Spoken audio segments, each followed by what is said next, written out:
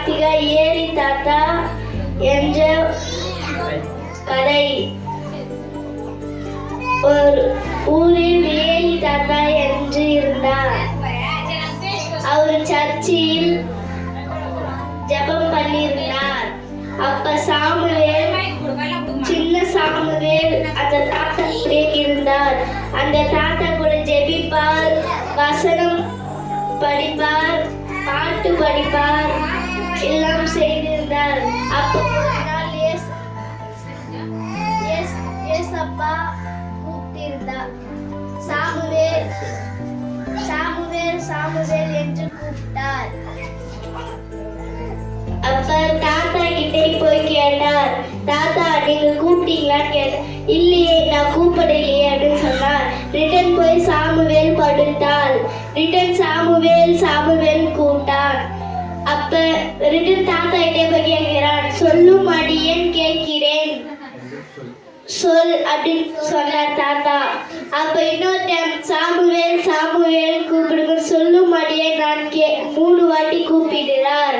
சொல்லும் அடியே நான் கேட்கிறேன் அப்படின்னு சொன்னார்.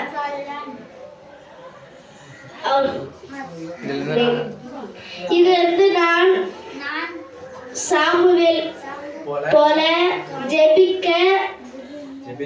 ஜெபித்திருந்தேன். இயேசு வார்த்தை கேட்டு கீழ்ப்படிந்து ஆசீர்வாதம் எனக்கு கிடைக்கும், எல்லாருக்கும் கிடைக்கும். ஆமென். என் பேர் கார்த்திகா. நான் தாவீது ராஜா கதை சொல்ல போகிறேன். வார்த்தைக்கு செவில் கொடுங்க. ஒரு ஊரில் தாவீது ராஜா என்ற மனுஷன் இருந்தாரு.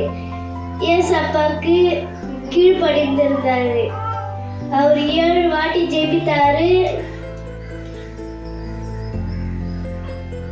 100 ஆடுகளை நெய்து வந்தாரு. அப்படி நெய்து ஒரு ஆடு தொலைஞ்சிருச்சு. அந்த 99 ஆடை விட்டுட்டு 100வது ஆடை தேடி போனாரு. பிடிச்சிட்டாரு.